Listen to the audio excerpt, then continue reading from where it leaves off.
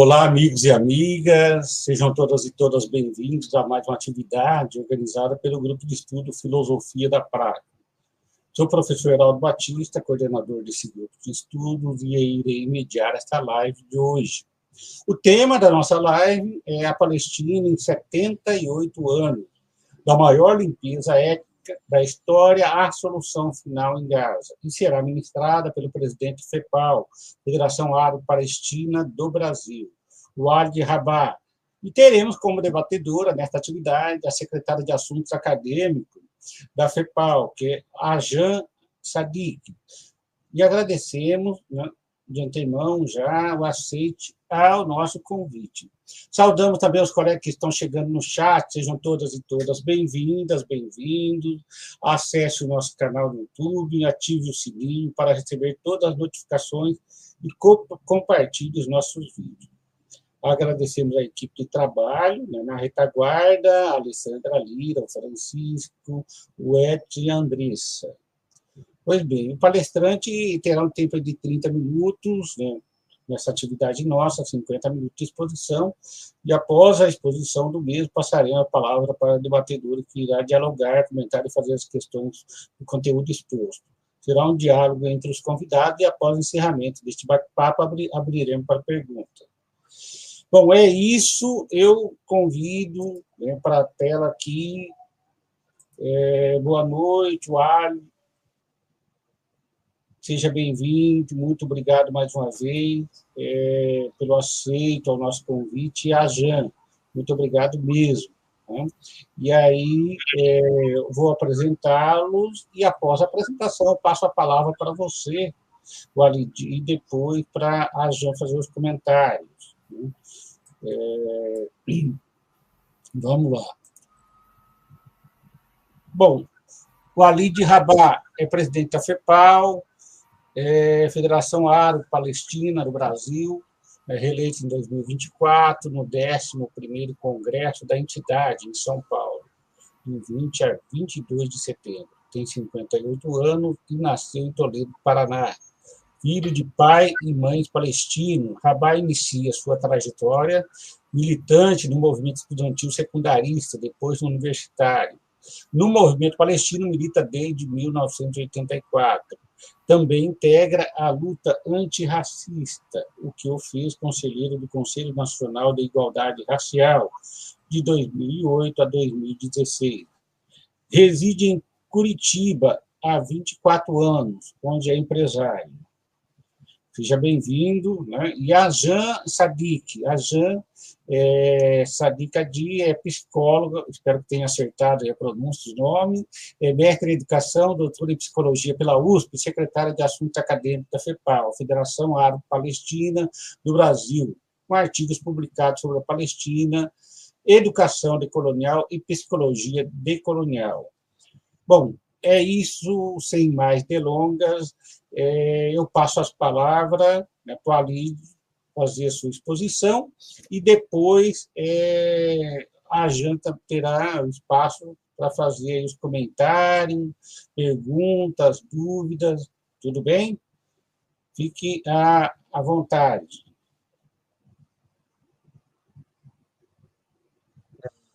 Bom, primeiro de tudo, boa noite a todos e todas, boa noite à equipe que produz esse programa, boa noite aos internautas, às internautas, boa noite à minha colega de direção e de movimento palestino no Brasil, a professora Ajan. Professor Heraldo, muito obrigado por essa oportunidade. Isso tudo foi construído graças ao seu contato, à sua iniciativa, e é um orgulho para nós estarmos aqui nesse espaço que eu considero um espaço fundamental, um espaço que discute as questões desse mundo que está perdido no que toca ao que é civilizatório, está perdido diante de um genocídio televisionado, o genocídio da Palestina. É incrível como foi necessário o primeiro genocídio televisionado da história, esse que ocorre ao vivo, televisionado pelas próprias vítimas em Gaza, para que tudo o que acontece na Palestina agora em curso o 78º ano, quer dizer, são 77 anos já transcorridos e agora o ano 78 transcorrendo, para que nós pudéssemos dizer que lá atrás aconteceu a maior limpeza étnica da história, que antes não era possível afirmar, era contestado se fosse afirmado, mesmo que se apresentasse os números, e que, por incrível que pareça, está sendo superado em rigorosamente todos os números por este genocídio em curso em Gaza. Então, a Palestina detém o pódio, o troféu da maior limpeza étnica na história e do maior extermínio humano, esse genocídio em curso em Gaza, em todas as escalas possíveis, e é disso que nós pretendemos falar agora. Mas antes disso, é preciso, primeiro, colocar uma circunstância, ou melhor, uma moldura, ou como alguns convencionou-se ressuscitar o termo, né? É preciso ter uma perspectiva histórica disso tudo que está acontecendo. Por que que isso está acontecendo? Isso é um acidente? Isso é apenas uma loucura sionista? Há um contexto para isso. E é preciso, portanto, ir para esse contexto. O sionismo, que é o verdadeiro mal que nos afeta, ou seja, a ideologia colonial nascida na Europa, protagonizada antes não por euro-judeus, quer dizer, europeus de fé ou cultura judaica, mas por um grupo muito seleto de cristãos europeus, ou europeus cristãos, melhor dizendo, que fazem nascer uma ideia de que os seus concidadãos, por terem fé ou cultura judaica, não são europeus, não merecem cidadania europeia, e inventam para eles, os restauracionistas, esse grupo muito seleto do protestantismo europeu, inventam que eles são estrangeiros ali e devem, portanto, criam para eles uma ideia de que vieram de outro lugar, que vieram da Palestina, mesmo os dados científicos disponíveis demonstrando que 80% ou mais dos euro-judeus são originários do próprio continente europeu, e os demais provavelmente quase nenhum da Palestina ou da região da Palestina, e sim de outras áreas do mundo, são estrangeiros, aí eles são semitizados, e aí é inventado para eles, por esses restauracionistas, que eles devem retornar à Palestina. Então, inventa-se para eles que saíram da Palestina, inventa-se para eles que essa circunstância os torna não europeus, não dignos do projeto de cidadania europeia, de construção da cidadania em novos estados nacionais, se os estrangeiriza e se diz que eles devem retornar para o lugar de onde jamais saíram. Essa é a primeira circunstância histórica, é a primeira parte desta moldura que nós precisamos detectar. A segunda, que eu acho que tem tudo a ver com esse genocídio em curso, com a limpeza étnica e tudo, é que num dado momento, já na segunda metade dos 1800, mais para o seu final, uma parcela muito ínfima, mais circunscrita a uma parcela de europeus judeus que integram a elite europeia, portanto capitalistas, ricos, banqueiros, porque Theodor Herzl, o considerado pai do sionismo, ou pai de Israel, que escreve o Estado Judeu em 1896, é de uma família de banqueiros húngaros, ou austro-húngaros, já que ainda vivíamos o Império Austro-Húngaro. Em O Estado Judeu, e depois também nos seus diários, os diários de Theodor Herzl, tem uma premissa. É esta premissa que governa a tragédia palestina até os dias de hoje. Sem entendê-la, não se entende o que está acontecendo agora. A premissa foi que, antes, em 1896, a Palestina era apenas aventada em um Estado judeu, havia a possibilidade de Argentina, Madagascar, Nova Zelândia, Uganda, enfim, o projeto não era para a Palestina, e aí fica sempre a pergunta, bom, se qualquer lugar poderia sediar o Estado judeu, onde está a ideia de retorno? Onde está a Jerusalém no Madagascar? Onde está o Muro das Lamentações, do segundo, do alegado hipotético, e que nunca existiu, segundo Templo de Salomão, na Nova Zelândia. A terra escolhida, o povo prometido. Que povo prometido havia em Uganda? Que terra prometida seria Patagônia ou Entre Rios? Então, esses questionamentos já são do nascedouro. Mas em 1897, escolhem a Palestina, não por unanimidade, mas por maioria, e mais uma vez, por que por maioria? Afinal de contas, havia outra terra prometida em disputa. O mito para a Palestina era mais fácil de sustentar, e afinal de contas era um mito que tinham construído os restauracionistas. Dentre os quais, aliás, uma figura muito importante, Lord Balfour, que assina a Declaração Balfour, de 1917, é restauracionista. É deste grupo. Bom, então, a premissa era de que, a partir da obra O Estado Judeu e a partir dos diários de Theodor Herzl, que um Estado judeu deveria se realizar a partir de 1897, primeiro Congresso Sionista em Basileia, cidade suíça, é escolhida a Palestina, deveria ser um Estado exclusivamente judeu. Para a construção disso, seriam emigrados euro-judeus especialmente para este novo território, e a eventual população originária não poderia mais existir. Ela deveria ser eliminada.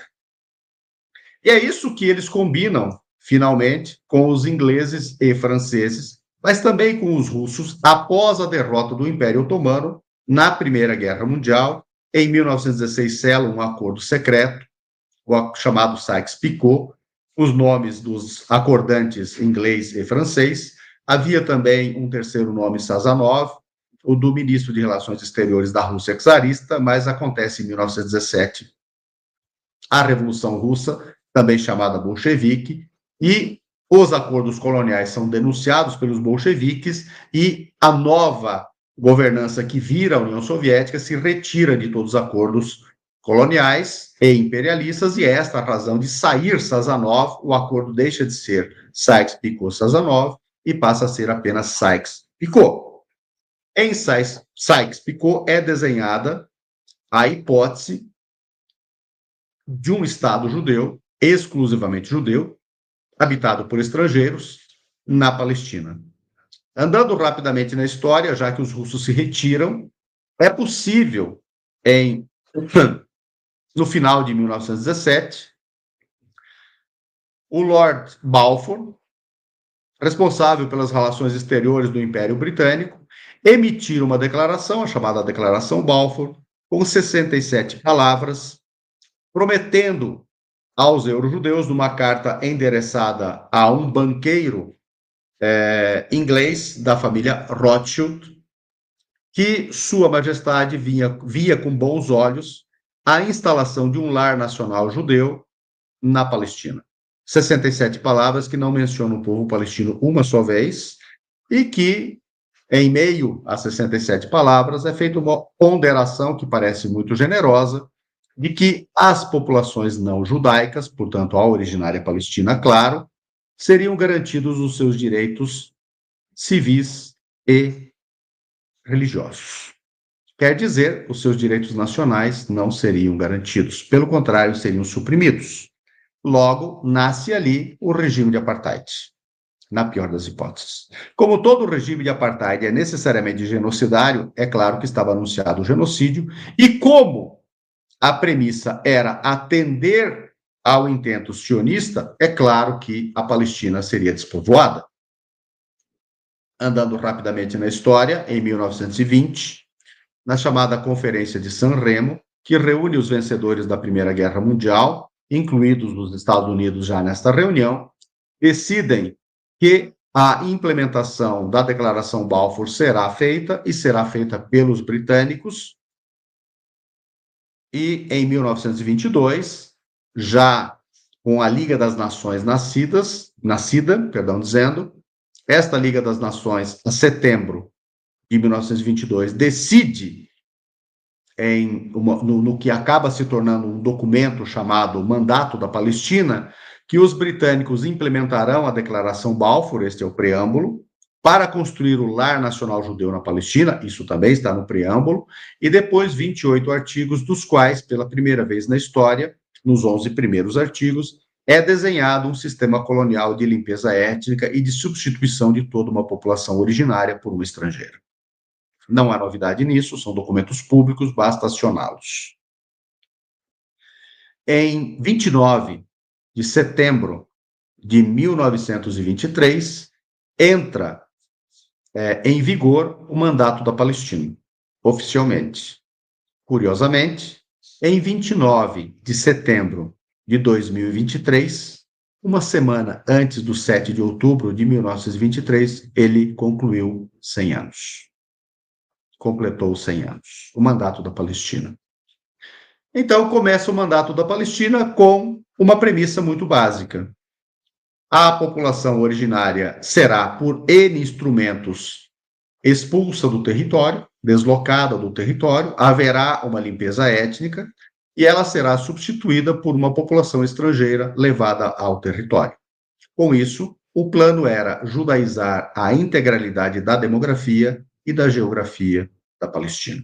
E assim, haveria um primeiro estado etno-religioso de pureza racial com integralidade da população estrangeira, substituindo uma população originária. Nenhum projeto colonial, até então, havia construído essa hipótese e buscado implementá-la. Ocorre, e nós temos que caminhar rapidamente na história, que nesses 25 anos de mandato colonial, ele expiraria em agosto de 1948, nestes 25 anos, destinados à construção desta realidade demográfica e geográfica, isso não ocorreu. O projeto sionista, com a agência judaica envolvida, com o Fundo Nacional Judeu envolvido, com a potência britânica, a maior potência colonial da história, envolvida, com a Organização Sionista Mundial envolvida, e todos eles incorporados ao mandato, ao passo que os palestinos não podiam integrar a administração civil e nem se beneficiar dos projetos britânicos de desenvolvimento do território, que eram destinados à construção de um futuro Estado exclusivamente judeu quando terminasse o mandato. Apesar disso tudo, apenas, ao final do mandato, apenas 30% da demografia era judaica. Detalhe, no censo britânico de 1922, já havia no território, basicamente, cidadãos palestinos de fé judaica, 8% da demografia, máximo, de 8% da demografia da Palestina histórica, de cidadãos palestinos professantes do judaísmo. E estes já detinham 3% do território. E, ao final do mandato britânico, apenas 30% da população está judaica. Portanto, apenas 20% dela foi impactada pelo projeto colonial, 22%, eventualmente, impactado realmente pelo projeto colonial, que pretendia fazer 100% da Palestina uma demografia judaica. E apenas 5,87% da geografia da Palestina estava em posse desses judeus. Ora, 3% já eram de cidadãos palestinos de fé judaica. Então, eles não conseguiram nem dobrar o território, comprando terras de latifundiários não palestinos, sediados especialmente em Damasco, capital síria, em Beirute, depois tornada a capital do nascente Líbano, também em Amman, capital do que veio a se tornar a Jordânia, até então Transjordânia, e também do Cairo, e também de Bagdá, capital do que veio a ser o moderno Iraque. É importante destacar que quando o mandato entra em vigor, em 1923, pegando os seus dados censitários de 1922, havia na Palestina uma densidade demográfica de 28,7 habitantes por quilômetro quadrado. A do Brasil, naquele mesmo momento histórico, não chegava a 4, e a da China, já o país mais populoso do mundo, mal ultrapassava 30. Portanto, havia muitos palestinos, não era uma terra sem povo. O que estava anunciado é que a Palestina seria feita sem povo. Compreendendo isso, nós vamos compreender por que aconteceu a maior limpeza étnica da história. E vamos compreender um outro detalhe.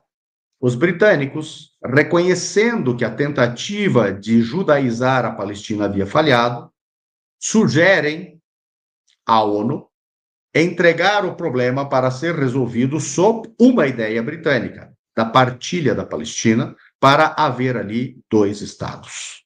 Um deles para os próprios palestinos, em apenas 42,9% do seu território. Este é o relatório aprovado em setembro por uma comissão especial, setembro de 47.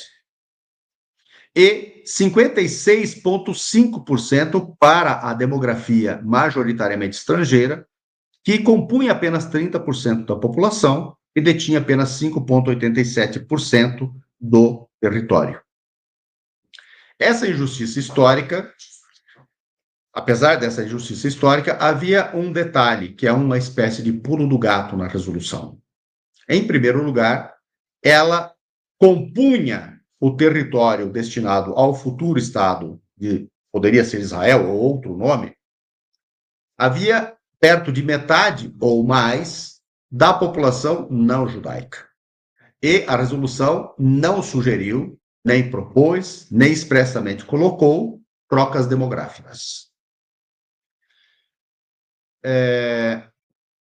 Ou seja, nasceria um futuro eventual Estado dessa ideia de partilha não palestino, na própria Palestina, porém com maioria de população não judaica.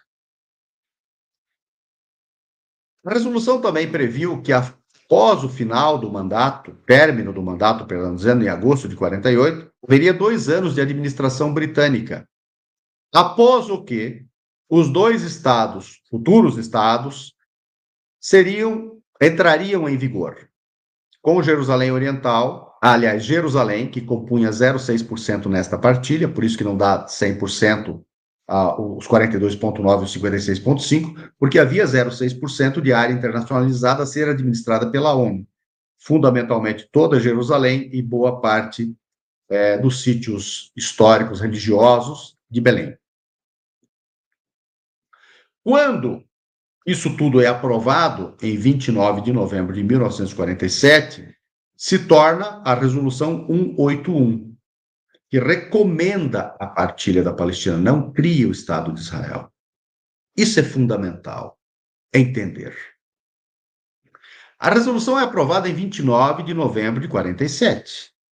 Em 17 de dezembro de 47, os sionistas comandados por David Ben-Gurion, que alegam concordar com a partilha, iniciam a limpeza étnica da Palestina.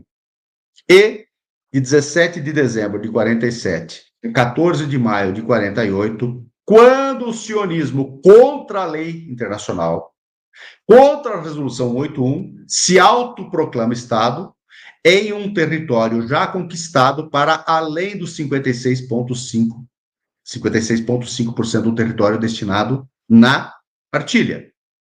E expulsa já 250 mil a 300 mil palestinos destas partes conquistadas. Em 15 de maio de 48, a data que nós denominamos a da Nakba, a da grande catástrofe palestina, até outubro, novembro de 51, prossegue este processo de limpeza étnica e nele acontece o seguinte: 774 localidades palestinas invadidas, 531 destruídas. Desta parte do território tomada, 78% da Palestina histórica, 88% da população palestina originária é eliminada por expulsão ou morte. Essa é a maior limpeza étnica da história, e é disso que nasce o que hoje em dia se chama Israel. Detalhe importante: tanto é verdade que Israel não foi criada pela Resolução 181, que em 11 de maio de 1949 é apresentada, a pedido da Grã-Bretanha, apresentado um pedido de admissão de Israel como Estado-membro da ONU. Esse pedido não passaria. Foi por isso que foram negociadas 2 cláusulas condicionantes. E disso nasce a Resolução 273/3, de 11 de maio de 49, com as cláusulas condicionantes que são que os sionistas recuariam de território conquistado, portanto, acatariam a resolução 181 e recuariam e se retirariam, e a Palestina recomendada na partilha se tornaria 42,9% do seu território, e a resolução 194, de 11 de dezembro de 1948, que é a resolução do retorno dos refugiados.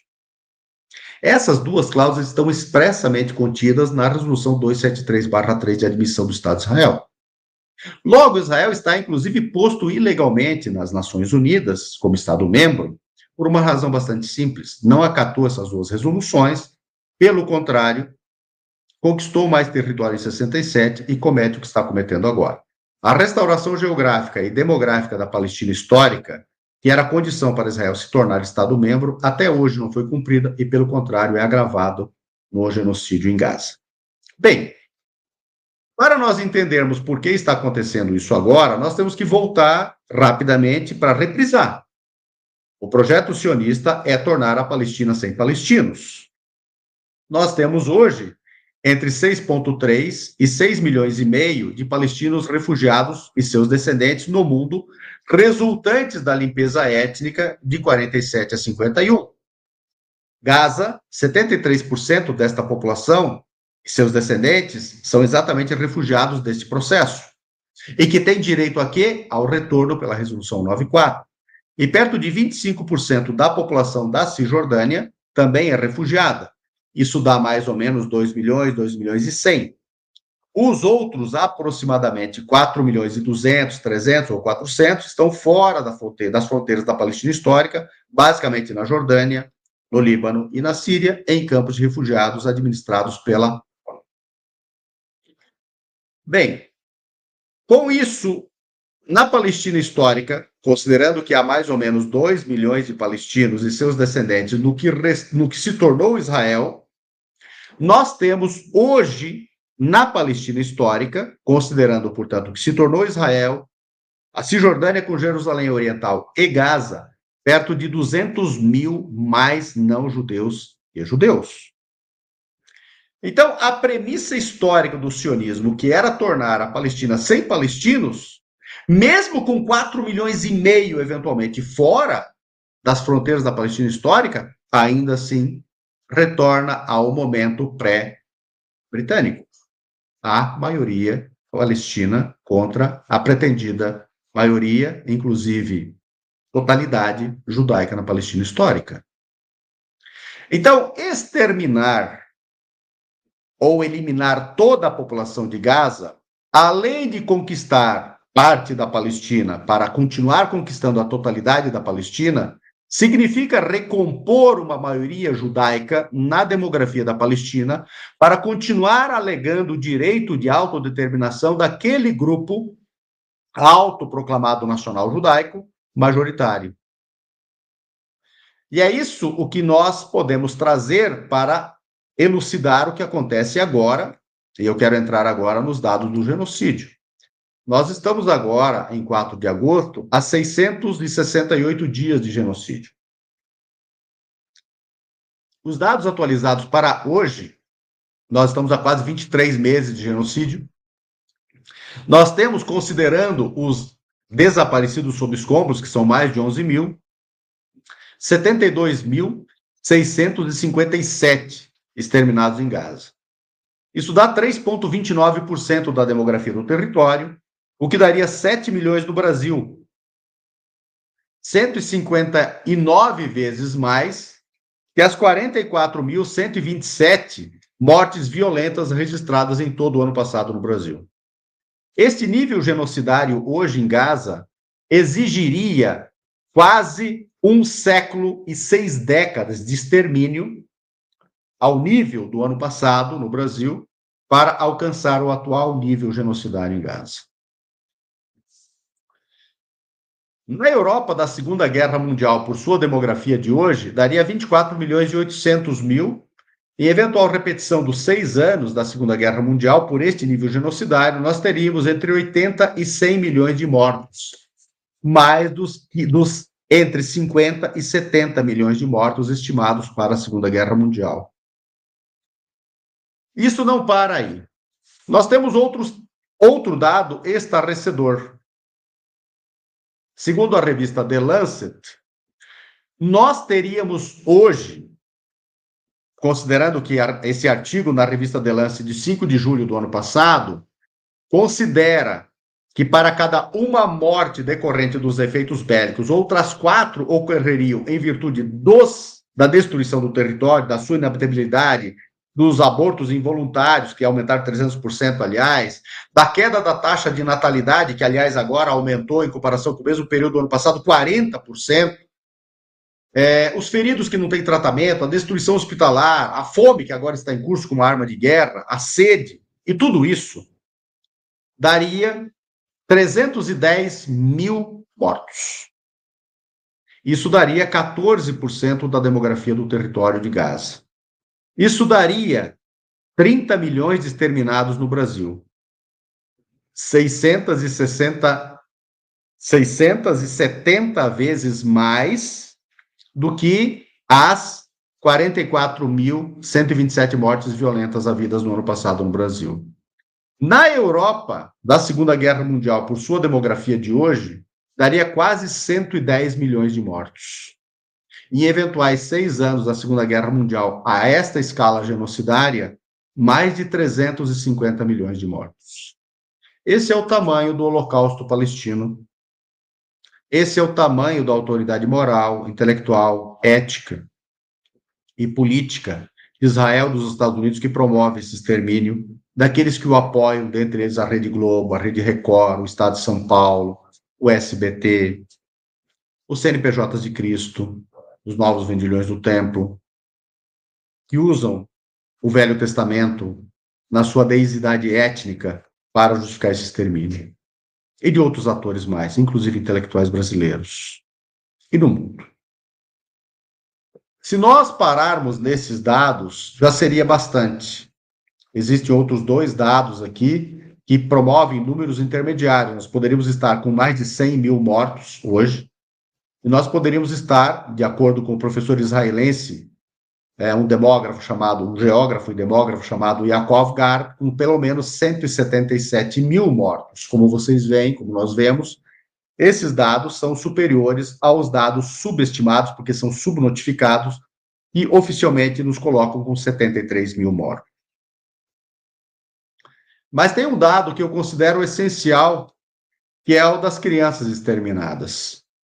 Nós estamos, a dados de hoje, considerando as mais de 4 mil sob escombros, desaparecidas, com quase 23 mil crianças exterminadas, 22.882. Isso daria 2,2 milhões no Brasil, 7 milhões e 800 na Europa da Segunda Guerra Mundial por sua demografia hoje. Mas esse ainda não é o dado mais pornográfico. O dado mais pornográfico é esse. Isso dá 10.306 crianças por milhão de habitantes exterminadas em Gaza. Isso é bem maior, 3,66 vezes, quase 3,7, quase 4 vezes mais que as 2.813 crianças exterminadas por milhão de habitantes na Europa da Segunda Guerra Mundial. E que durou muito mais, durou 2.190 dias, não 668. Na guerra Rússia e Ucrânia, quando completou 2 anos, portanto, aproximando com os quase 23 meses de agora, havia 2,5 crianças por milhão de habitantes mortas, considerando a demografia dos 2 países em confrontos somadas. Por que esse dado é importante? A Jan, minha colega de direção, e todos os demais e todas as demais. Porque essa é a diferença entre uma guerra entre 2 exércitos, 2 estados, 2 governos com seus apoios, que atacam preferencialmente alvos militares ou com objetivo militar, por exemplo, atacar um depósito de combustível que atende uma maquinaria de guerra, e uma guerra de extermínio que é o que está em curso em Gaza. Então, em Gaza se extermina exatamente 4.122 vezes mais crianças por milhão de habitantes que na guerra Rússia e Ucrânia. Quando nós comparamos com outros dados, nós podemos estar falando de até milhões de vezes mais crianças palestinas por milhão de habitantes exterminadas em Gaza. Por exemplo, só para nós termos uma ideia, Em todas as guerras registradas entre 2019 e 2022, segundo a ONG Save the Children, foram apenas 12.193 crianças exterminadas em toda a guerra, em todas essas guerras em todo o mundo. A população palestina de Gaza, que representa apenas 0,027% da população mundial, responde em menos de 2 anos, não 4, pelo dobro disso. Se você fizer uma comparação, você está falando de milhões de vezes mais crianças exterminadas em Gaza, proporcionalmente, do que em todas as guerras monitoradas por Save the Children. Quando você pega o dado, aí nós estamos falando também de mais de 40 mil crianças órfãs de pai ou mãe. Isso daria 4 milhões no Brasil. 14 milhões na Europa da Segunda Guerra Mundial hoje. 17 mil órfãs de pai e mãe. Daria 1.600.000 no Brasil e quase 6 milhões na Europa. Quando você conjuga este dado com as quase 14 mil mulheres exterminadas em Gaza, o maior extermínio de mulheres da história humana, em guerras e genocídios, e você leva em consideração que nós temos 300% do aumento dos abortos involuntários, uma quantidade gigante dessas mulheres exterminadas grávidas, etc., nós estamos diante de um experimento genocidário que elimina em quantidades industriais mães, ventres, e elimina em quantidades industriais as crianças que saíram anteontem desses ventres. Essa é uma tentativa macabra de colapsamento da capacidade reprodutiva da sociedade palestina. Essa é a perspectiva de esterilização da sociedade palestina. E você precisa considerar que isso já está acontecendo. A queda da taxa de natalidade em 40% agora, nos meses deste ano, comparados com o mesmo período do ano passado, já é o que nós havíamos anunciado que estava programado. Nós estamos agora na fase do eu te disse, eu te disse, eu te disse. Nós havíamos dito, e não porque nós escolhemos dizer, porque os dirigentes israelenses anunciaram no dia 7 de outubro e no dia 8 de outubro de 2023 que fariam a população palestina inteira de Gaza pagar e que não entraria, palavras do Yoav Gallant, então ministro da guerra israelense, e também o primeiro-ministro, ainda primeiro-ministro, o primeiro genocida, Netanyahu, que toda ajuda humanitária seria cortada, que não entraria comida, energia, nem água. Então, isso tudo leva a um resumo dos dados que eu quero apresentar agora, que é os idosos exterminados, 4.412. Daria 425 mil no Brasil e 1 milhão na Europa. Os profissionais de saúde são 1.411, daria 135 mil no Brasil, 478 na Europa da Segunda Guerra Mundial hoje. 1.500 deles feridos, quase todos graves ou mutilados. 500 deles sequestrados e torturados nas masmorras de Israel. Este dado, isso já é a maior matança de médicos da história.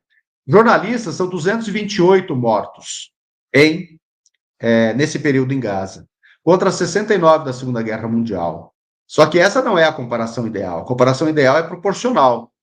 Esses 228 mortos em Gaza, comparados com o tamanho da demografia e o tempo de guerra da Segunda Guerra Mundial, daria 180 mil jornalistas exterminados na Segunda Guerra Mundial. 3 mil vezes mais que os 69 da Segunda Guerra Mundial inteira. E daria 263 mil pela demografia da Europa atual, da Segunda Guerra Mundial atualmente. O extermínio de funcionários é 203, o maior da história humana, daria 19 mil no Brasil, 71 mil na Europa.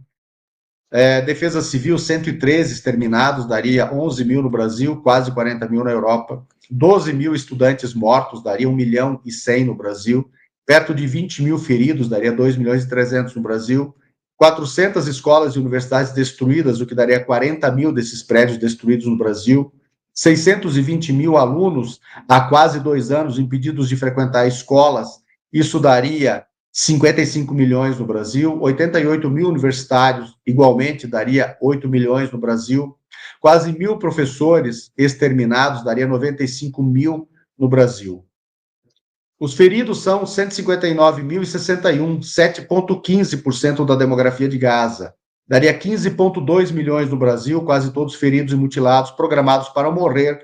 Por isso que fica explicado a perspectiva de Save the Children, a revista The Lancet, de alcançar até mais de 300 mil mortos. Isso daria, no Brasil, 15 milhões e 200 mil feridos e mutilados. Colapsaria o SUS, 54 milhões na Europa da Segunda Guerra Mundial, hoje, daria 177 milhões de exterminados em eventuais 6 anos da Segunda Guerra Mundial. Detalhe, 70% são mulheres e crianças. O que quer dizer esse número de feridos absurdo? Isso quer dizer que eles estão tentando inviabilizar a sociedade palestina, produzindo uma sociedade de inválidos, que não terão capacidade econômica e social ativa na sociedade palestina, também colapsar o tesouro palestino, que terá que sustentar essas pessoas e suas famílias. Nós estamos diante de uma coisa horrorosa, que é a diminuição da expectativa de vida em Gaza, que era de 75,5 anos antes do 7 de outubro. Agora, os homens estão com a expectativa média neste período de 36 anos. No período faraônico, alcançava perto de 30. A expectativa da média de vida das mulheres caiu para 44 anos. A redução do PIB foi de 82% sobre uma economia de 2024, sobre 2023, uma economia de 2023 que já havia colapsado 50%, e o desemprego está em mais de 80%. A destruição em Gaza é hoje superior a 80% de toda a sua infraestrutura, quanto às residências, 92%. 173 mil, mais de 173 mil edifícios destruídos, daria 16,6 milhões no Brasil, ou 3,5 vezes toda a cidade de São Paulo, que tem 4 milhões e 900 mil imóveis oficialmente cadastrados. 85 mil toneladas de explosivos lançados sobre Gaza até agora. Isso dá 6 vezes a potência destrutiva da bomba atômica de Hiroshima. Isso tudo lançado num território que é 22% da cidade de São Paulo. Gaza é apenas 22% do território da cidade de São Paulo. Isso dá mais do que todos os explosivos em tonelagem convencionais lançados durante toda a Segunda Guerra Mundial nas cidades de Dresden, Hamburgo e Londres. É como se, tudo que nós estamos vendo, é como se as câmaras de gás tivessem sido televisionadas, os campos de concentração tivessem sido televisionados, todos os crimes nazistas tivessem sido televisionados. É por isso que nós dizemos que em Gaza acontece o maior genocídio de todos os tempos e procuramos demonstrá-lo. Esses dados que eu apresentei agora demonstram que nós tivemos o maior genocídio da história, está em curso, num país, a Palestina, que já sediou a maior limpeza étnica da história. Finalizo. A destruição na Palestina histórica da Nakba, da limpeza étnica de 47 a 51, foi de 69%. Agora nós estamos com destruição que supera 80%. Nós estamos com uma Nakba de 47 a 51 que teve 15 mil mortos. Nós estamos agora no menor número, 73 mil mortos.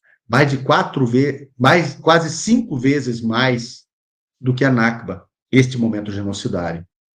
Naquele momento, nós tivemos limpeza étnica de 78%.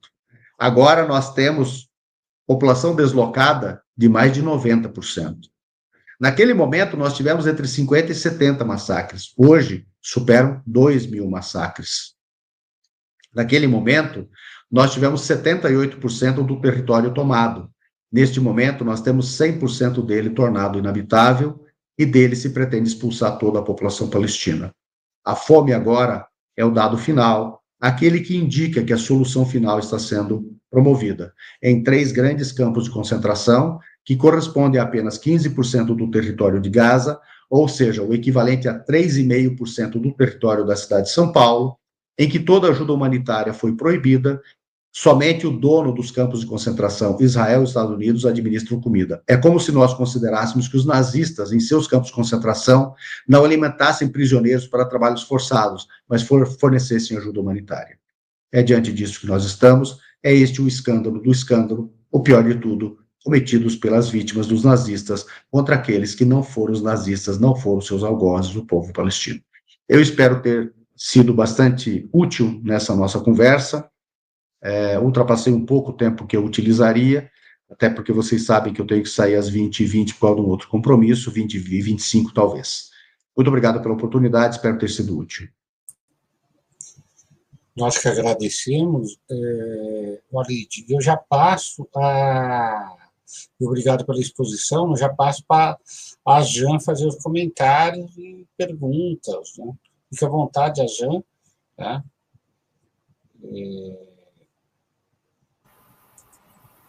Bom, obrigada, Heraldo, e obrigado, Walid, também, porque a gente estuda, a gente tem contato direto com tantas informações e tantas barbaridades que assolam o povo palestino, né? Como você disse, há exatos 22 meses, 23, logo, agora em outubro, a gente vai completar 2 anos de um desses, né?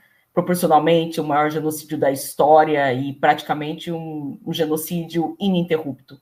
A gente teve algumas tréguas, alguns breves cessar-fogo, mas essa situação não parou, né?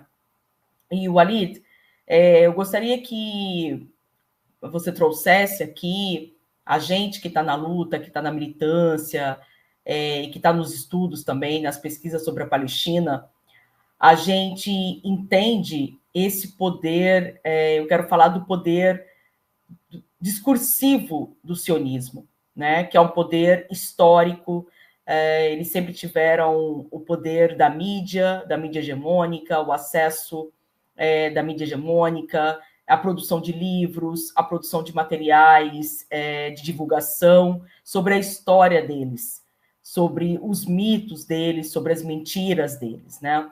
E o material contra-hegemônico, que é falando da questão palestina, trazendo a nossa história, ficou desconhecido, marginalizado. Então, a Palestina talvez começou a ser um pouco mais conhecida com o acesso à internet, porque nós começamos a trabalhar mais, a trazer a questão palestina nas redes sociais, na web, enfim. Também agora com a produção de livros digitais, que barateou a editoração desses materiais.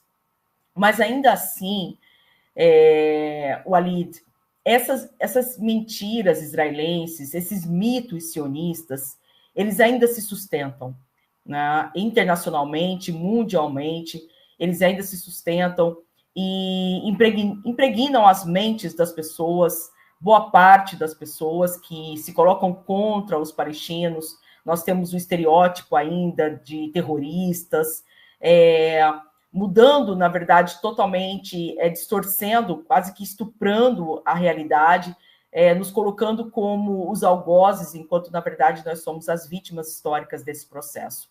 Então, eu queria que você trouxesse por que essas mentiras ainda estão tão presentes em determinados grupos. Aqui no Brasil, é exemplo dos neopentecostais, dos grupos da direita, da extrema-direita, e por que esses mitos ainda convencem, ainda se fixam na mente das pessoas. Queria que você trouxesse essa explanação para nós, para os ouvintes. Primeiro de tudo, Ajan, porque o sionismo foi excepcionalizado. Então, o sionismo não é considerado uma ideologia colonial. Ela é análoga ao nazismo, pratica o apartheid que foi praticado na África do Sul, promoveu limpeza étnica, etc. Entretanto, foi normalizado pelo Ocidente. A normalização aconteceu com a captura e a instrumentalização dos crimes nazistas. É bom lembrar que o sionismo surge, se nós pegarmos como marco temporal o Estado judeu, que circula em 1896, ele circula 29 anos antes de Mein Kampf, do Adolf Hitler. Portanto, o sionismo já preconizou crimes nazistas antes dos crimes nazistas existirem para a Palestina 29 anos antes de existir o Mein Kampf hitleriano. Então é equivocado dizer, por exemplo, que os sionistas aprenderam com os nazistas. Não, eles já tinham essa perspectiva antes. Mas a instrumentalização da memória do Holocausto euro-judeu promovido por outros europeus na Europa acabou sendo, e para os europeus que promoveram este Holocausto foi conveniente, porque retirou da Europa essa discussão e jogou ela para a Palestina. E na Palestina acontece o que acontece. O segundo lugar é a instrumentalização do Velho Testamento, que, lamentavelmente, é tratado como uma coisa própria do cristianismo. Ou seja, um Deus étnico, a deisidade do Velho Testamento, é guindada ao Deus monoteísta desracializado, e ele não é um Deus racializado, étnico, e com isso é possível promover os atuais CNPJs de Cristo, travestidos de fé religiosa cristã, e que, com isso, corrompem uma parte da opinião pública. O terceiro elemento é o monopólio dos meios de comunicação, que são alinhados com isso. Eles defenderam o apartheid na África do Sul, eles defenderam o colonialismo, eles defenderam a guerra do Vietnã, eles defenderam a guerra na Coreia, eles defendem hoje o Trump, eles, enfim, defenderam a guerra no Iraque. Existe esse monopólio.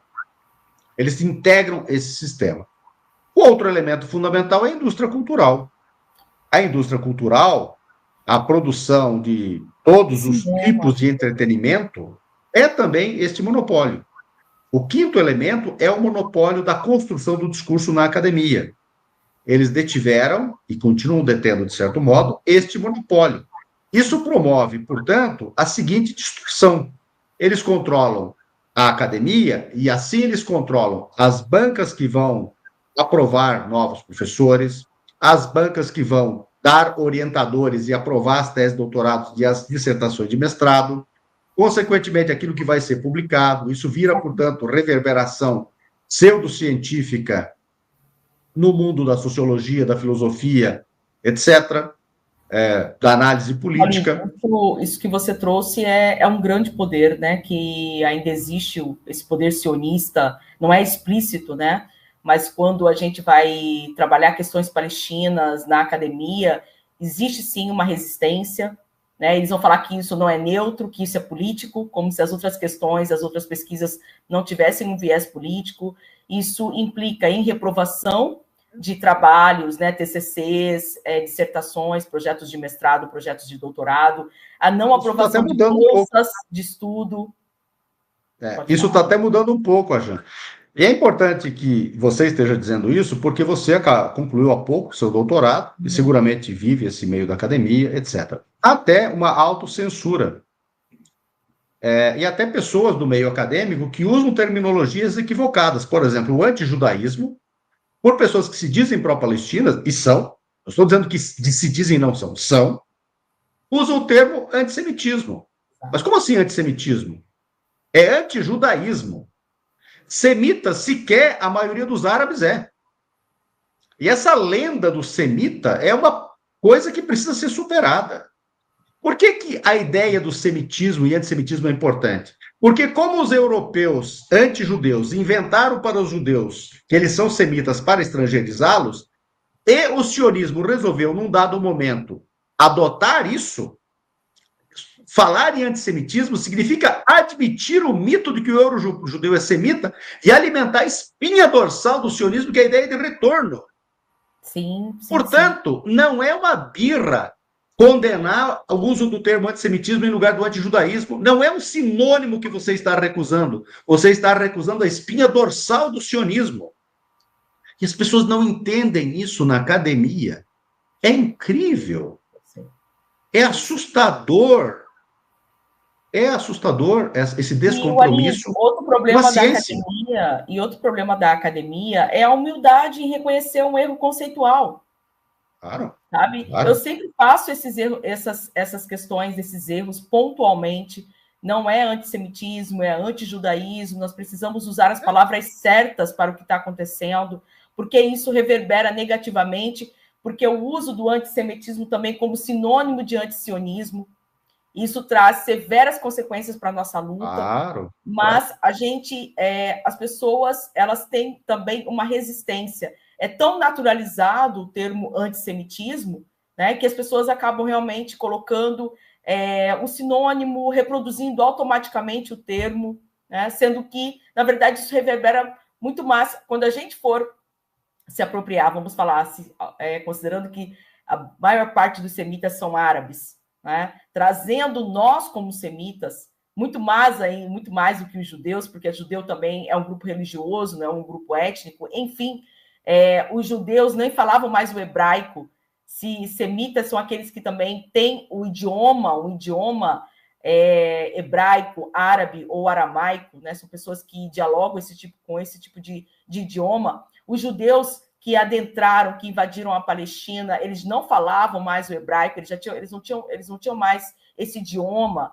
Enfim, e quando a gente traz essas questões, as pessoas, para nos ajudar nessa luta e colocar os termos corretos, a gente realmente encontra essa resistência de colocar os conceitos certos, as nomenclaturas corretas, e essa falta de humildade mesmo para reconhecer um erro que as pessoas repetem automaticamente, Walid. E essa polêmica, já que a gente entrou nela, é muito importante resolver.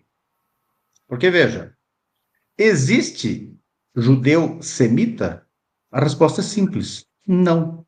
Existe semita judeu, eventualmente. Assim que pode existir um alemão judeu, como pode existir um chinês judeu. Então, é possível existir no Levante um sírio de fé judaica, e, portanto, ele é semita de fé judaica? Pode. Sim. Agora, dizer que eu sou um judeu semita? Não. Você é um semita judeu. Porque se você trocar de religião, você vai continuar sendo semita. Sim. E vai passar a ser muçulmano, eventualmente. Falando. Se um chinês se converteu ao judaísmo hoje, se tornou semita, e vamos admitir que algum estúpido diga que sim. Porque passou a falar uma língua semítica, porque passou a falar o hebraico, uma língua litúrgica. Vamos supor. Isso quer dizer que quem aprendeu a falar o árabe também se tornou semita. Olha, veja o tamanho da estupidez. Mas digamos que esse chinês se arrependeu e voltou para o confucionismo. Fica essa bagunça. Boa, quer dizer, é um troço que é de uma anemia intelectual fora de norma. É possível dizer que o judaísmo, como evoluiu, fez deste grupo humano étnico-religioso? Não tenho nenhum problema com isso. Eu não tenho nenhum problema com isso. Isso faz dele, detentor do direito, de voltar para o lugar de onde jamais saiu. Eventualmente saiu a sua tradição religiosa. Como saiu o islamismo como tradição religiosa de Meca para todos que se converteram. Eventualmente. Isso dá o direito a ele de retorno ao lugar de onde jamais saiu, eventualmente saiu a sua fé religiosa? Dá a ele o direito de um projeto colonial, de um projeto de apartheid, de um projeto genocidário? Não. O dois ladismos, que é o que eu queria finalizar, é uma coisa que está acabando agora e é um bom sinal. Em virtude dessa blindagem toda, para falar da Palestina, era preciso ter o outro lado. E eu sempre perguntei para as pessoas, quando vocês falam de nazismo, chamam os nazistas para se defender? Quando vocês falam do apartheid, vocês chamam algum bisneto do Frederic de Klerk para defender? Quando nós falamos de escravidão, a gente chama algum arrependido, algum cara que é bisneto, trisneto, puto com a Lei Áurea, para defender a escravidão? Quando nós falamos da guerra do Vietnã na academia, chamamos algum neto ou bisneto do Robert McNamara para defender aquela guerra? Não. Por que o dois ladismos só servem para o povo palestino? Qual é o problema? Quando o povo palestino vai falar do apartheid, é preciso chamar o dono do apartheid para dizer, não, calma, gente. Não é assim. Isso tudo está sendo superado agora, nesse momento genocidário. E a grande questão é, já, voltando ao começo, foi necessário chegarmos a esta quadra histórica para podermos falar da maior limpeza étnica da história, do apartheid, que todos os relatórios falam sobre ele há 20 anos, do apartheid na Palestina. Foi necessário chegar a esse grau de extermínio de mulheres e crianças, de destruição e fome provocada intencionalmente, para falarmos que a Palestina vive um projeto colonial e que o sionismo é uma ideologia colonial? Foi necessário chegar a isso? Pois é. Quanto colaboraram para isso as figuras do dois ladismos, as figuras do mundo cult, as figuras da vernissagem, que trouxeram essas figuras opulentas do genocídio, envernizadas, que adoram aplicar o botox, que adoram pintar o cabelo. É o discurso da neutralidade, é o discurso do politicamente correto, que nós precisamos ouvir os dois lados. Então, eu gosto também de trazer o exemplo, se uma mulher for estuprada, a gente tem que ouvir o estuprador também, porque a Palestina ela sofre um estupro histórico em todos os seus sentidos, em todas as dimensões do povo palestino, na nossa cultura, no nosso território, nas nossas oliveiras, nas nossas roupas, enfim. Se me permite, no inquérito policial, ele será ouvido. Mas haverá prova, coleta de provas, testemunhas. Quando que o sionismo poderá ser ouvido? Agora, na Corte Internacional de Justiça. Vá lá se defenda do genocídio. O Tribunal Penal Internacional, que tem ordem de prisão, vá lá e se defenda. Vá lá e se defenda. Frente às comissões da ONU. Agora, sujeito fazer um debate, sei lá em que instituição universitária, Santa Capivara, né? Não, é vergonhoso, sim. Ainda mais. Ou seja, eles têm que se defender no banco dos réus, que é onde se defende o estuprador. Sim, entendi. Sim. E, Walid, eu gostaria também de fazer uma outra colocação. Nós temos visto recentemente alguns países, a exemplo da França e também da China, se colocando como reconhecendo o Estado palestino. Tá? O que você acha? Eu vejo isso como atitudes simbólicas, de pouca efetividade, francamente falando, e gostaria de saber a tua opinião. Eu acho que são atitudes simbólicas, né? E como você acha que isso pode repercutir positivamente para nós e para o nosso povo? China reconhece há mais tempo o Estado da Palestina, então ela não está nesse movimento novo. Os que estão nesse movimento novo são os países europeus e também o Canadá, que é uma Europa estendida. O Canadá, isso. Né? Há países europeus que já reconhecem o Estado palestino. E uma coisa curiosa. Isso. E uma coisa curiosa é que, especialmente a Inglaterra, que não tem vergonha na cara e que é responsável por essa desgraça que acontece na Palestina, os ingleses disseram o seguinte: se vocês não pararem a fome em Gaza, não disseram o resto. Ou seja, vocês podem ter acabado com Gaza, vocês podem ter promovido o genocídio, vocês podem ter promovido a maior matança, mas se vocês não pararem, não permitirem a entrada de ajuda humanitária, nós vamos reconhecer a Palestina, hein? Cuidado. Veja que grau de desfaçatez. Os franceses estão numa outra... Isso caberia um grande debate depois. Sim. Os franceses estão numa aliança com os sauditas para um novo jogo político. Assim como os ingleses estão numa aliança com os turcos. Isso tudo tem a ver com a Primeira Guerra Mundial e o pós-Primeira Guerra Mundial, como os franceses se comportaram frente aos turcos e como os ingleses, de certo modo, salvaram a Turquia da ira francesa, e como os sauditas tentam se reposicionar como rivais da Turquia para ser os grandes donos do Islã sunita e projetar poder desta maneira. E como também pessoas ressentidas, os sauditas, embora a família saudita não tenha nada que ver com a família Hussein do Hijaz, que é detentora da promessa dos ingleses e franceses de autonomia para todo o mundo árabe em troca do apoio ao esforço de guerra anti-otomano e anti-alemão, mas os sauditas dizem o seguinte: nós que governaríamos todo este mundo árabe fomos enganados. Então, e há também uma luta de todos esses atores contra a realização do grande Israel. No final das contas, todos querem derrotar Israel, porque o grande Israel toma território saudita, toma território turco, toma toda a Síria, ou quase toda ela, todo o Iraque, ou quase todo ele, toda a Jordânia, toda a Palestina, todo o Líbano, uma parte do Kuwait, uma boa parte do Egito. Então, no final das contas, todos eles estão em guerra. Agora, veja. Independentemente do quanto nós possamos analisar este momento histórico e a chantagem que há e os jogos que há, nós teríamos hoje uma embaixada palestina no Brasil se não houvesse o reconhecimento do Brasil, do Estado da Palestina? Não. Não teríamos.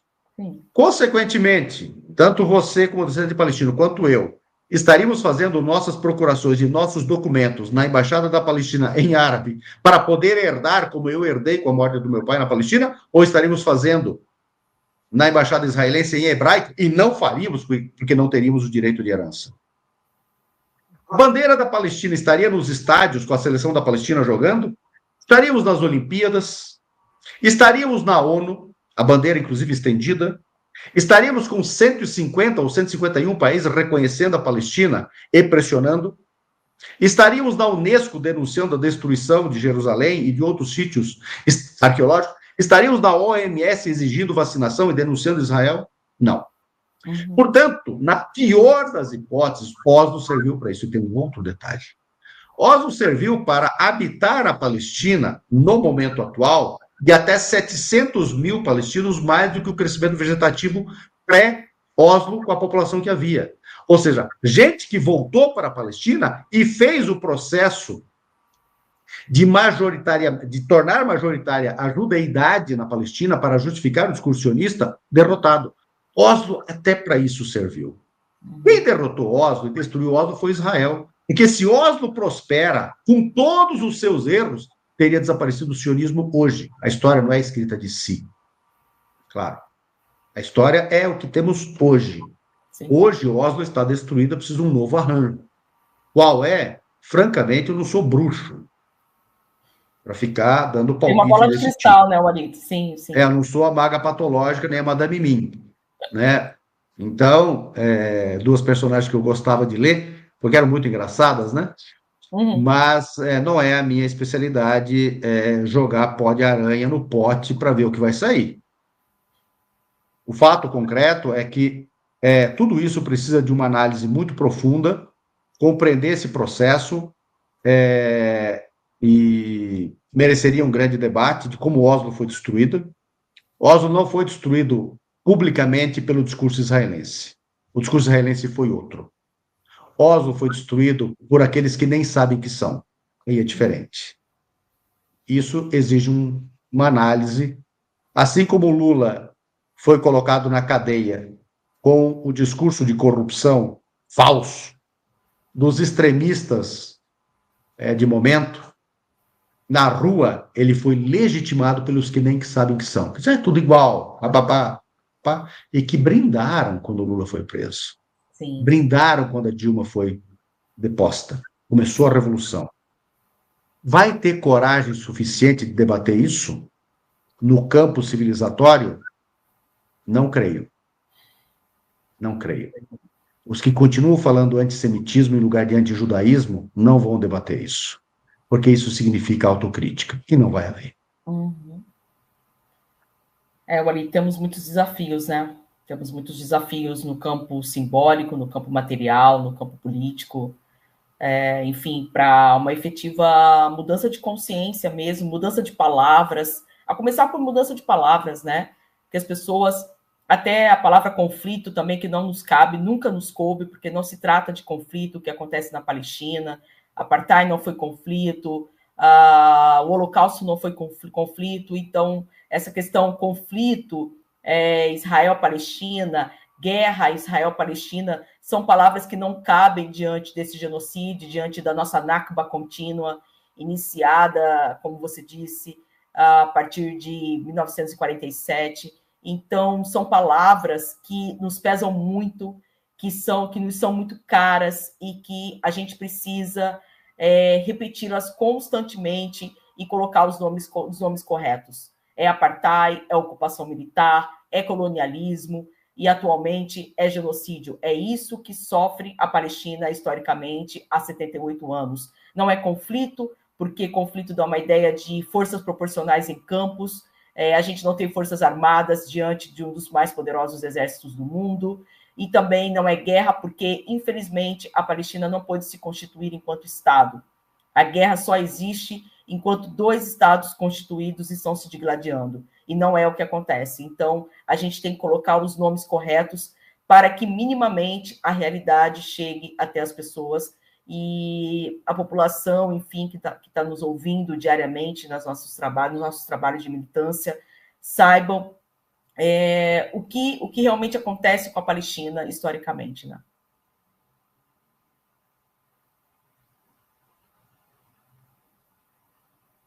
É isso, eu concordo plenamente com as colocações. Eu gostaria muito de ouvir o professor Heraldo rapidamente, antes que a gente se despeça aqui, mas para nós é muito importante a sua opinião, professor, e do coletivo também, né? Da praxis marxista, filosófica marxista, isso tudo é muito importante. Até para que amanhã ou depois a gente discuta alguns equívocos, por que não, nesse espaço, por que que a União Soviética reconheceu Israel, por que que a União Soviética armou o recém-nascido sionismo, como que depois faz uma inflexão anti-sionista. Que é incrível, a União Soviética armou com armas tchecas, né? O sionismo, mesmo sendo anti-sionista. É inacreditável, né? Então, isso tudo exige um debate, eu acho que nós temos que repassar historicamente tudo. A FEPAL publicou pela primeira vez no Brasil um artigo considerando isso tudo, na verdade era uma transcrição de uma aula pública.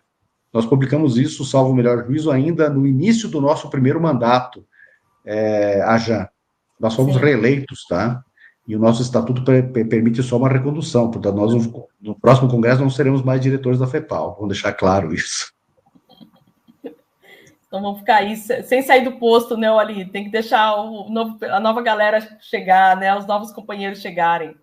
Não adianta exigir também. democracia no Egito, na Arábia Saudita, e aqui, como algumas figuras, você conhece uma delas, e se diz presidente da sua sociedade desde 81 e reclama de democracia no Egito. É inacreditável. As nossas incoerências internas também, né? É. Gente, mais alguma questão? Deixa eu ver aqui, é que eu estou olhando o chat aqui. Ô, Francisco, fica de olho no chat aí, que tem um povo chato aí. Bom, agora são 20 horas e 19 minutos. O Ali tem um outro compromisso agora. Não sei se você tem mais algum comentário, alguma pergunta, alguma questão, né? E, caso contrário, eu já passo finalmente, para você, Ajan. Se tiver comentário, alguma pergunta, aí já passo para o encerramento, agradecer ao pessoal do grupo, e também as perguntas que foram enviadas, mas nós estamos o Ali está com uma outra agenda, agora que ele vai precisar sair, né, que tem uma outra agenda, outra entrevista, um outro compromisso, e nós pedimos desculpa aos colegas do chat, tudo bem? Né? E agradecemos pela participação. Eu passo para a Jan, você faz aí as considerações finais, Jan, e aí, tiver algum comentário, alguma pergunta, já passa para o Alid, e eu passo para ele, e a gente já faz o encerramento, ok? Sim, bom, eu quero finalizar agradecendo novamente essa oportunidade, em especial ao professor Heraldo, que fez toda a mediação, todo o convite para mim e para o Walid, porque é um dever nosso falar sobre a nossa Palestina. Não só é um dever, é um prazer, mas é um dever, né? A gente fala de direitos humanos, mas também temos os deveres humanos, o que a gente precisa fazer pelo nosso povo, que está aqui no Brasil também, na diáspora, mas que também está sofrendo, seja na faixa de Gaza, mas também na Cisjordânia, essa colonização cruel, bárbara, perversa, que precisa ser extinguida do mundo, o sionismo precisa ser extinguido do mundo, exterminado do mundo, como foi o nazismo. Então, a gente reitera esse pedido, agradece a todas as pessoas que estiveram aqui, agradeço a todas as pessoas que estiveram aqui nos ouvindo, peço desculpas por não termos tempo suficiente para responder às questões, mas é importante que vocês ecoem essas palavras, façam trabalho nas redes sociais, tem nossa página da FEPAL, cheia de publicações com informações muito importantes, divulgações que vocês podem compartilhar, seja no Instagram, seja no Facebook. Todo esse trabalho é muito importante, porque nós sofremos também a violência do discurso contra nós. Então, trabalhar as palavras, trabalhar o discurso a nosso favor, mudando consciências, é fundamental para que a nossa luta prossiga e para que não seja tão demorado e que em breve nós consigamos uma Palestina livre, soberana e autodeterminada, que nosso Estado seja efetivamente criado, como foi concebido em 1948, e eu espero estar aqui ainda para ver essa vitória. Então, nos ajudem nesse processo, porque toda ajuda é de extrema importância para nós aqui, enquanto militantes. Nós agradecemos. Shukran, como a gente fala em árabe. Nós que agradecemos, Aisha, muito obrigado, né, por ter aceito o nosso convite, estar aqui, agradecemos de coração mesmo, e é uma honra tê-los aqui no nosso canal, nossa atividade. Eu passo para o Walid, com a palavra, à vontade. Eu tenho que agradecer aos irmãos da Filosofia da Praxis, agradecer a Jean, e faço das palavras da Jean as minhas, com um fecho apenas. Não acreditem que nós perderemos essa grande luta de libertação nacional da Palestina. Que ela acontecerá do rio ao mar, e ela acontecerá de Gaza a Galileia. Como? Realizando todas as resoluções da ONU, porque elas se aplicam do rio ao mar. Todo o direito internacional, ele se aplica do rio ao mar. Nós eliminaremos o apartheid, porque ele deve ser eliminado do rio ao mar. Ou alguém acredita que poderá haver dois estados, um deles o judeu com apartheid? Não. O nazismo foi eliminado do rio ao mar. O Vietnã foi libertado do rio ao mar. A África do Sul acabou com o apartheid do rio ao mar. Isso não importa qual será a demografia que permanecerá na Palestina. Podem continuar exatamente todos os cidadãos israelenses lá. O fim do genocídio é do rio ao mar. O fim do apartheid é do rio ao mar. O fim do colonialismo é do rio ao mar. A aplicação da resolução 181 é do rio ao mar. A aplicação da resolução 194, restauração da demografia da Palestina histórica, é do rio ao mar. Não tenhamos medo dessas palavras. Essas palavras não são para varrer ninguém para o mar. Mas o direito internacional, a Convenção para o Genocídio, a Convenção para o Colonialismo e a Convenção para o Apartheid devem se realizar do rio ao mar. Quantos estados terá com isso? 700, um deles marciano? Um só? Não me importa. O que me importa é que é preciso do rio ao mar a tudo o que há de civilizatório se realizar. Ou seja, isso é incompatível com o sionismo. Se o nazismo desapareceu na Alemanha do rio ao mar, o sionismo deve desaparecer na humanidade e na Palestina do rio ao mar e da Terra à galáxia. E se isso tudo não for suficiente, eu empresto as palavras do Yasser Arafat. Se um dia todos nós, palestinos, né, tivermos morrido, tivermos sido mortos, nosso sangue se levantará e lutará. Os sionistas não terão paz. Nós venceremos. Muito obrigado. É isso aí. Nós que agradecemos, Walid, a Jean, muito obrigado mesmo, e pedir aos colegas para ajudar a divulgar, compartilhar esse vídeo que vai ficar no YouTube. Então, vamos compartilhar, vamos divulgar. E agradecer também a Alessandra, ao Francisco, os colegas, né, contribuíram aí nos bastidores, né, quem mais? O Edson, né, e é isso, gente. Uma boa noite, então. Obrigado a todas e todos. Né? E quarta-feira nós temos reunião no nosso grupo às 19 horas. Valeu, gente. Obrigado. Obrigada, gente. Palestina livre, seguimos na luta. Tchau, Palestina livre. Valeu.